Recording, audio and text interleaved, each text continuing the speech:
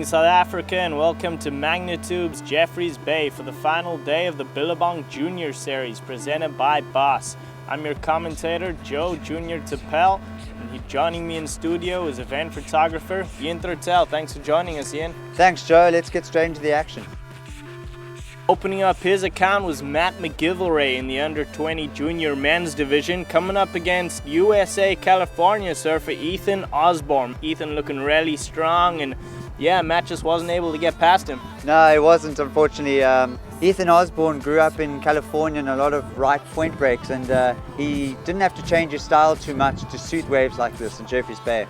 Miguel Blanco later went down to Jordi Marais as he advanced through to the under-20 semis. Jordi Marais is very strong on his backhand on all point breaks and beach breaks, and taking out one of the international competitors was a big boost for South Africa.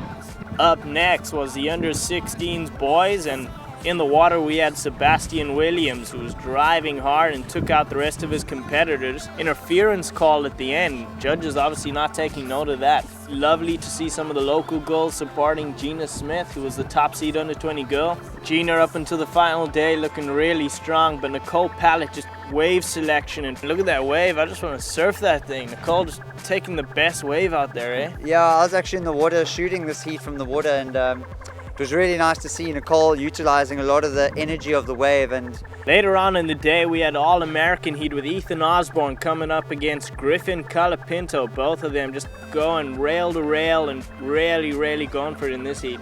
Yeah, Griffin here with a nice little air reverse on the inside, telling the judges is that enough? Don't think it was, but on the outside. Boom, how's that rail gouge? Just once again, excellent surfing, connecting the dots. Once again, Ethan using a lot of rail, snappy work, floats on the inside and comes to the inside, and a big hack straight on the bricks, as they call it here in Jeffreys. Yeah, really just laying it down there. Now we have local Dylan Lightfoot, who also had a good exchange against fellow competitor Jordi Marais, taking him out to move on to the finals. Yeah, Jordy's strong in his backhand, but local knowledge from Dylan paid off, and he knew exactly which waves to pick.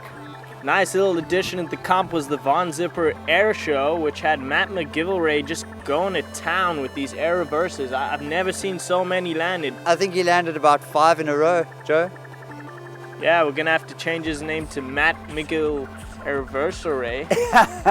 That didn't quite work, but you get my point. Moving on.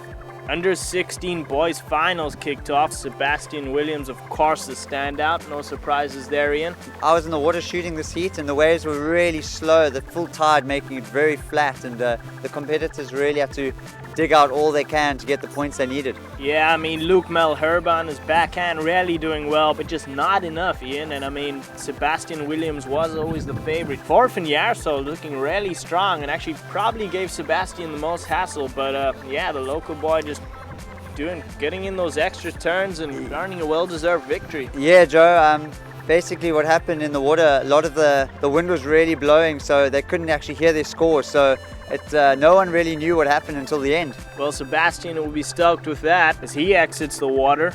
Heinze here giving Dylan a little pep talk before his final up against Ethan Osborne.